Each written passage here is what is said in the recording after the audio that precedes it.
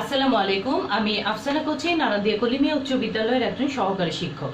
প্রিয় শিক্ষার্থীরা, কেমন আছো তোমরা? নিশ্চয়ই ভালো আছো। বাড়িতে যেহেতু আছো অবশ্যই নিরাপদে আছো এবং প্রত্যেকেই সাবধানতা অবলম্বন করে আছো। তো আমার নবম দশম শ্রেণীর শিক্ষার্থীরা, তোমরা নিশ্চয়ই আমার ক্লাস দেখার জন্য বসে গিয়েছো। আমি চাইবো তোমরা বই খাতা নিয়ে রেডি হয়ে বসে যাবে আমার নির্ধারিত সময়ে ক্লাস দেখার জন্য, কারণ প্রতিদিন আমি নির্ধারিত সময় তোমাদের ক্লাসে চলে আসি।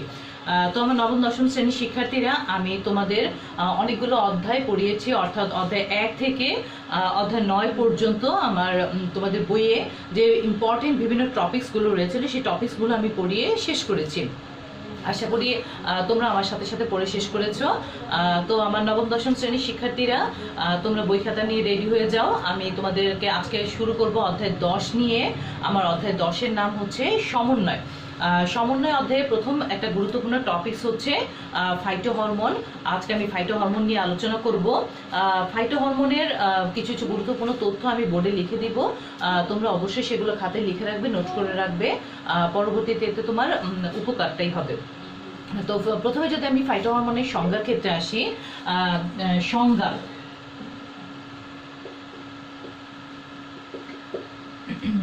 ক্ষেত্রে হচ্ছে যে উপাদান উদ্ভিদ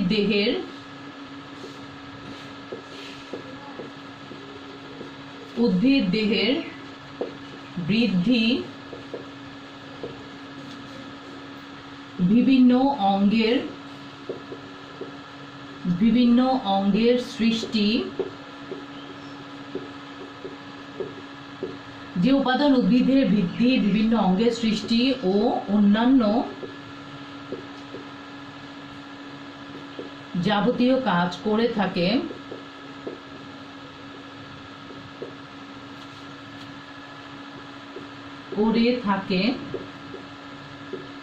তাকে হরমোন বলে।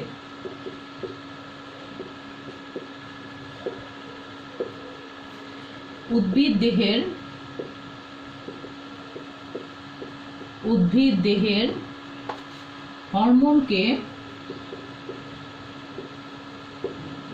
দেহের হরমোনকে ফাইটো হরমোন বলে।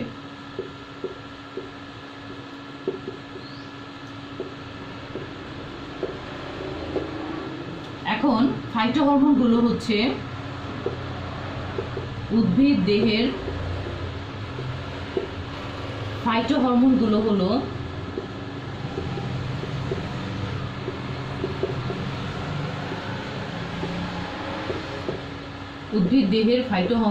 হলো এক, অক্সিন, 2, জিবেরেলিন, 3, সাইটোকাইনিন,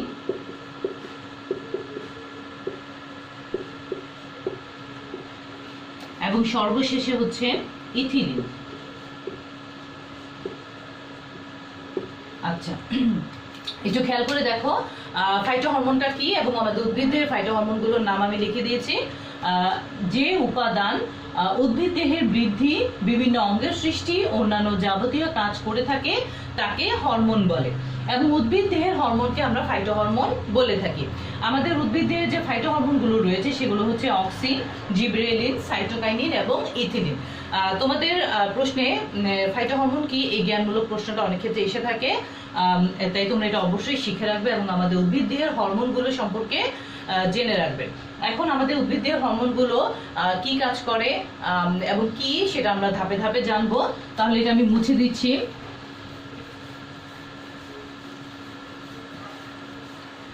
আচ্ছা, আমাদের প্রথম হরমোনটা হচ্ছে অক্সিন। এবার অক্সিন কি, অক্সিন কে নামকরণ করলো, কিভাবে আসলো, কি কাজ করে সেটা আমরা জানবো। বিজ্ঞানী চার্লস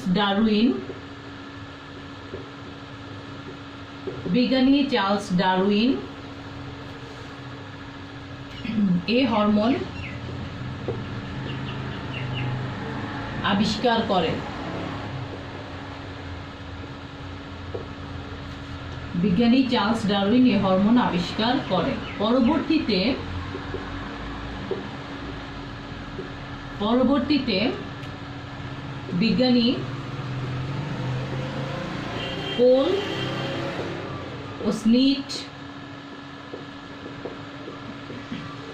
এর নামকরণ করেন। বিজ্ঞানী ডারউইন উদ্ভিদের ভ্রূণ মুকুলাবরণীর উপর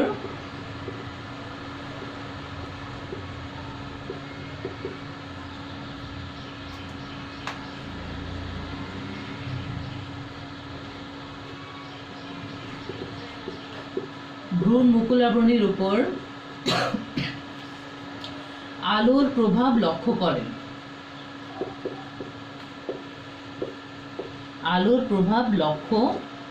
করেন। তিনি দেখেন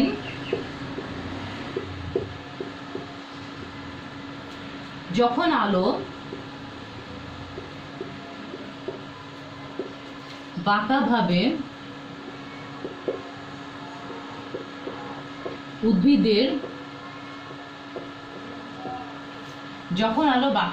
উদ্ভিদের ভ্রূণ মুকুলাবরণীর উপর পড়ে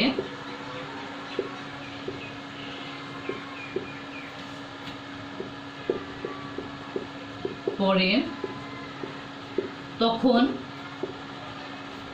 এটি বাঁকাভাবে বাড়ে,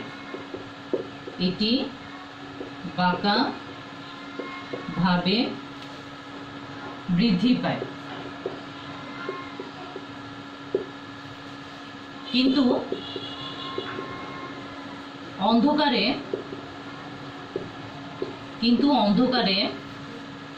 এটি খাড়াভাবে বাড়ে। এটির নাম হলো অক্সিন। আচ্ছা, অক্সিনের কাজ কি? কাজ যদি আমরা দেখি তাহলে হচ্ছে এটি উদ্ভিদের শাখা কলমের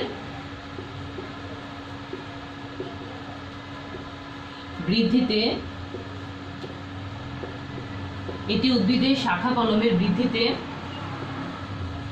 সাহায্য করে। একটু খেয়াল করে দেখো, আমি পুরোটাই তোমাদেরকে বোর্ডে লিখে দিয়েছি তোমাদের বোঝার সুবিধার্থে। অক্সিন আমাদের উদ্ভিদের যখন বৃদ্ধি ঘটে তখন এটা কিভাবে বাড়ে এবং এই হরমোনটা এটার কি কাজে সাহায্য করে সেটা সম্পর্কে আমরা জানবো। বিজ্ঞানী চার্লস ডারউইন এই হরমোনটি আবিষ্কার করেন। পরবর্তীতে বিজ্ঞানী পোল ও স্মিথ এর নামকরণ করেন, যেটার নাম হচ্ছে গিয়ে অক্সিন। বিজ্ঞানী ডারউইন খেয়াল করলেন যে উদ্ভিদের ভ্রূণ মুকুলাবরণীর ক্ষেত্রে যখন আলোটা বাঁকাভাবে পড়ে, অর্থাৎ বাঁকাভাবে যখন ভ্রূণ মুকুলাবরণীর উপর পড়ছে তখন ওই মুকুলাবরণীটা ওই বাঁকাভাবেই বৃদ্ধি পাচ্ছে, কিন্তু অন্ধকারে এটা খারাপভাবে বৃদ্ধি পায়। এই বৃদ্ধি পাওয়ার জন্য যে হরমোনটা দরকার সেটার নাম হচ্ছে গিয়ে অক্সিন। তখন এটাকে উনি অক্সিন নামকরণ করেছিলেন। এই কাজ হচ্ছে এটি উদ্ভিদের শাখা কলমের বৃদ্ধিতে সাহায্য করে। তাহলে আমরা অক্সিন সম্পর্কে জানলাম এবং আমাদের পরবর্তী হরমোনটা হচ্ছে জিবেরেলিন। আচ্ছা, জিবেরেলিন সম্পর্কে আমরা জানবো। জিবেরেলিন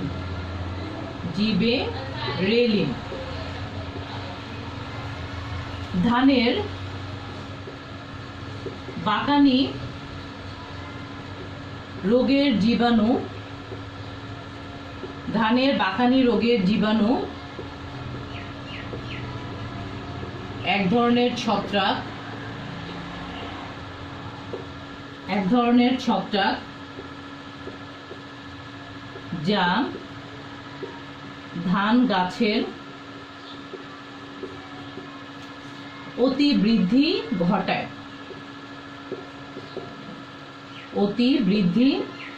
ঘটায়।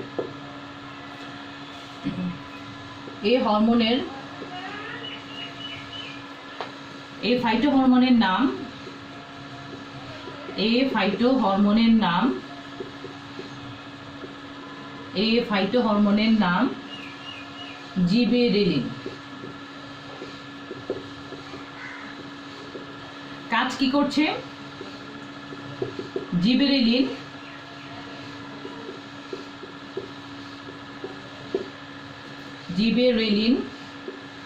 উদ্ভিদের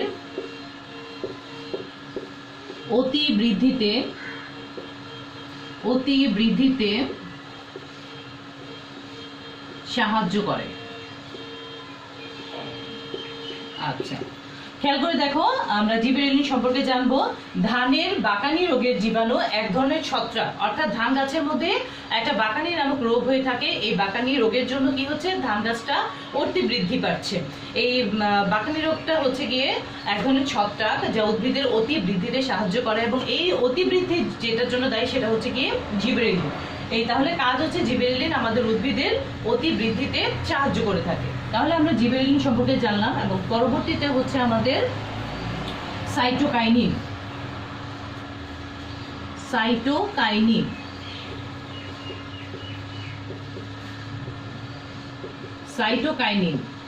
সাইটোকাইনিনটা এই হরমোন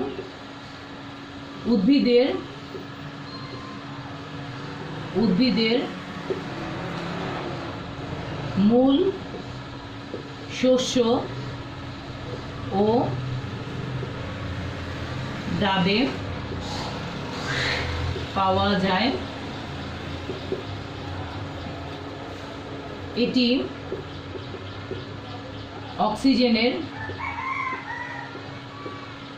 অক্সিজেনের পানির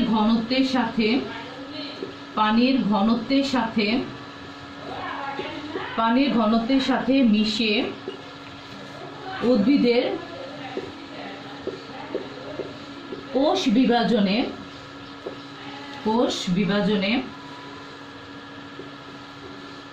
সাহায্য করে। কাজ যদি বলে থাকি তাহলে হচ্ছে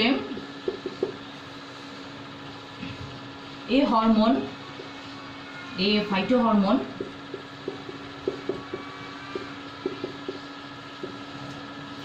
কোষ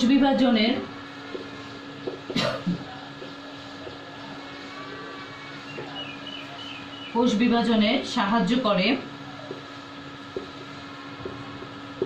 ফলে সাইটোকাইনেসিস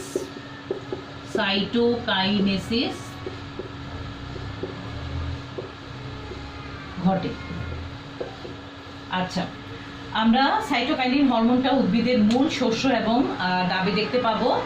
এটি কি করছে, এটি অক্সিজেনের পানির ঘনত্বের সাথে মিশে মানে উদ্ভিদের যে কোষ বিভাজন রয়েছে, কোষ বিভাজনে সাহায্য করে থাকে।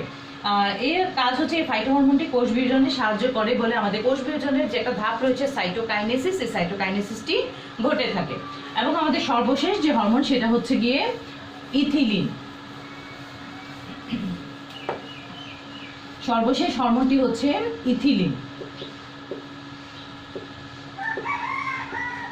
এটি গ্যাসীয় পদার্থ।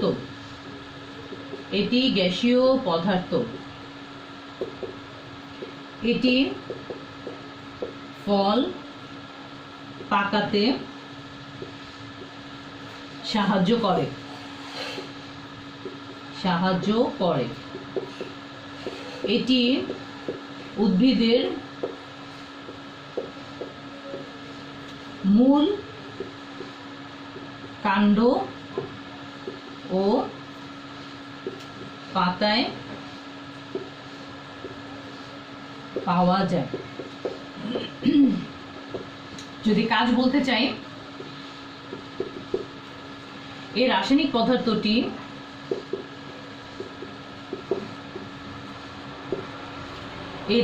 পদার্থটি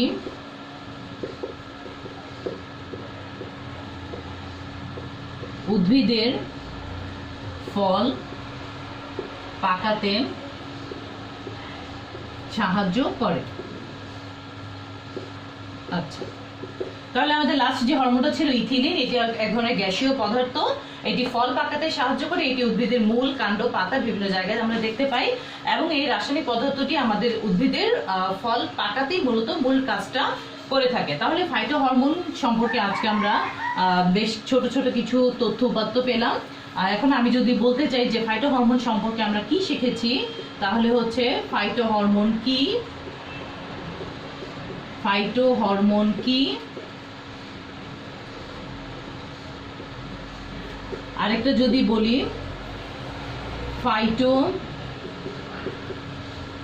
ফাইটো হরমোন কয়টি ও কি কি,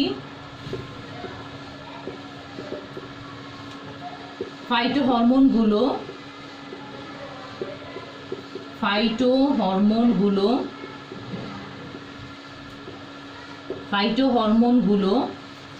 উদ্ভিদের কোথায় পাওয়া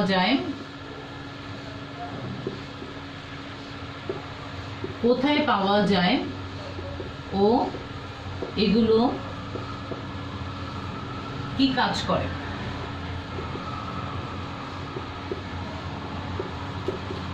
একটু খেয়াল করে দেখো, আমরা পড়ছি হচ্ছে অধ্যায় 10 সমন্বয়। প্রথম যে টপিকসটা ছিল সেটা হচ্ছে কি ফাইটো হরমোন।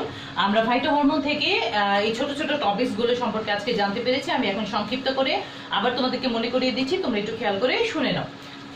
ফাইটো হরমোন, আমরা জানি উদ্ভিদের দেহে বৃদ্ধি ঘটে, ওই উদ্ভিদের বৃদ্ধি, বিভিন্ন অঙ্গের সৃষ্টি, বিভিন্ন কাজের সমন্বয়ের জন্য কিছু হরমোন ব্যবহৃত হয়ে থাকে। এই হরমোনগুলোকে সাধারণত উদ্ভিদের জন্য ফাইটো হরমোন বলা হয়ে থাকে। ফাইটো হরমোন কি? আমরা উদ্ভিদে সাধারণত 4 ধরনের ফাইটো হরমোন দেখে থাকি: অক্সিন, জিবেরেলিন, সাইটোকাইনিন এবং হচ্ছে ইথিলিন। আমাদের এই ফাইটো হরমোনগুলো কি কি কাজ করে থাকে? অক্সিন হচ্ছে বিজ্ঞানী চার্লস ডারউইন আবিষ্কার করেন। এই চার্লস ডারউইন খেয়াল করলেন যে উদ্ভিদে যখন বৃদ্ধি ঘটে তখন, অর্থাৎ আলো যদি উদ্ভিদের ভ্রূণ মুকুলাবলীর উপর পড়ে, যখন যেভাবে পড়ছে, অর্থাৎ যখন বাঁকাভাবে পড়ছে, এই উদ্ভিদের বৃদ্ধিটা বাঁকাভাবেই হচ্ছে, কিন্তু অন্ধকারে এটি খারাপভাবে বৃদ্ধি পায়। তখন এটি হচ্ছে কি আমাদের অক্সিন হরমোন। এই অক্সিন হরমোনের কারণে উদ্ভিদের ভ্রূণ মুকুলাবরণী এভাবে বৃদ্ধি পেয়ে থাকে। তাহলে কাজ হচ্ছে উদ্ভিদের শাখা কলমের বৃদ্ধিতে এই অক্সিন হরমোনটি সাহায্য করে থাকে। আমাদের 2 নম্বর হরমোন হচ্ছে জিবেরেলিন। ধানের বাকানি রোগের জীবাণু এক ধরনের ছত্রাক। এই ছত্রাকটার কারণে উদ্ভিদের, অর্থাৎ ধান গাছের অতি বৃদ্ধি ঘটে। এইটির নাম হচ্ছে কি আমাদের জিবেরেলিন। তাহলে জিবেরেলিন কি কাজ করছে? গাছের অতি বৃদ্ধিতে সাহায্য করছে। 3 নম্বর হচ্ছে সাইটোকাইনিন। সাইটোকাইনিন হরমোনটা শস্য, ডাবে এইগুলোতে পাওয়া যায়। আমরা জানি হচ্ছে যে অক্সিজেন পানির সাথে মিশে এটা কোষ বিভাজনের সময় সাহায্য করে থাকে। উদ্ভিদ দেহে কোষ বিভাজন হয়ে থাকে এবং এটা একটা মূল্যবান ধাপ হচ্ছে কি সাইটোকাইনেসিস। এই সাইটোকাইনিন হরমোনটা সাইটোকাইনেসিসে সাহায্য করে থাকে। এবং সর্বশেষ হরমোন হচ্ছে ইথিলিন। এটি একটি গ্যাসীয় পদার্থ, এটি ফল পাকাতে সাহায্য করে। উদ্ভিদের মূল, কাণ্ড, পাতা বিভিন্ন অঙ্গে এগুলো দেখা যায়, এবং এটির যে মূল কাজ সেটা হচ্ছে উদ্ভিদের ফল পাকাতে এটি সাহায্য করে থাকে। তো শিক্ষার্থীরা, আমরা ফাইটো হরমোন কি, ফাইটো হরমোন কতগুলো আমাদের উদ্ভিদ দেহে এবং এগুলো কি কাজ করে থাকে, কিভাবে কাজ করে থাকে, সেগুলো আমরা আজকে জানতে পারলাম অল্প কিছু সময়ের মধ্যে। তো শিক্ষার্থীরা, আমি তোমাদেরকে সবসময় অনুরোধ করে থাকি, তোমরা নিয়মিত আমার সহ আমাদের তিতাস এবং নারায়ণদী অনলাইন পেজে যারা নিয়মিত, যেসব শিক্ষকগণ নিয়মিত ক্লাস দিয়ে যান, অবশ্যই তোমরা ওনাদের ক্লাস দেখবেন। কারণ আমরা একটা ক্লাস তৈরি করার জন্য অনেক পরিশ্রম করছি। আমি আমার বাসায় হয়তো সেট আপ করে ফেলেছি বলে আমি বাসায় নিতে পারছি, বাট যেসব শিক্ষকগণ বাসায় সেট করতে পারছেন না, ওনারা কিন্তু একটা সময় করে বিদ্যালয়ে এসে ওনারা অনেক কষ্ট করে সেই ক্লাসটা দিয়ে তারপরে যাচ্ছেন। ক্লাস নেওয়াটা, অর্থাৎ একটা ক্যামেরার সামনে দাঁড়িয়ে ক্লাস নেওয়াটা সো ডিফিকাল্ট। এটা যে যেখানে আছে, মানে ওই অবস্থানে থেকে সে বুঝতে পারছে। তোমরা হয়তো দেখছো, তোমরা হয়তো ভাবছো মিস এসে ক্লাসে দাঁড়িয়ে ক্লাস দেখছে, বাট এটা একটু কষ্টসাধ্য ব্যাপার। ঠিক আছে, আমি তাই তোমাদের সবাইকে অনুরোধ করব, তোমরা নিয়মিত আমাদের এই ক্লাসগুলো দেখবে, তাহলে আমাদের কিছুটা কষ্ট হলেও লাঘব হবে। এবং আমি জানি আমার এই ক্লাসগুলো আমার এলাকার বেশ অনেক মুরব্বীরা আমার ক্লাসটা দেখে থাকেন। আমি জানি, এবং আপনারা বিভিন্ন সময় পথে ঘাটে আমার সাথে দেখা হলে কথাগুলো আপনারা আমাকে বলেন। আমি আপনাদের প্রতি অনেক কৃতজ্ঞ যে আপনারা আমার ক্লাসগুলো দেখছেন। আমি আসলে নারায়ণদিয়ার মেয়ে। আমার বাবার বাড়ি যেহেতু নারায়ণদিয়া, অবশ্যই আমি নারায়ণদিয়ার মেয়ে। বাট আমি নারায়ণদিয়াতে আমি পড়াশোনা করি, এবং যে স্কুলটাতে আমি চাকরি করছি নারায়ণদিয়া কলিমি উচ্চ বিদ্যালয়, এই স্কুলটাতে আমার দাদা দাদি, আমার বাবা, চাচা, ফুপিরা সবাই পড়ে গিয়েছেন। বাট আমার পড়ার সৌভাগ্যটা হয়নি। হ্যাঁ, তবে একটা সৌভাগ্য হয়েছে, সেটা হচ্ছে আমার বাবা চাচারা পড়ে গিয়েছেন আর আমি পড়াতে এসেছি। ঠিক আছে, প্ল্যাটফর্ম একটাই, জাস্ট কাজ হচ্ছে দুই রকম।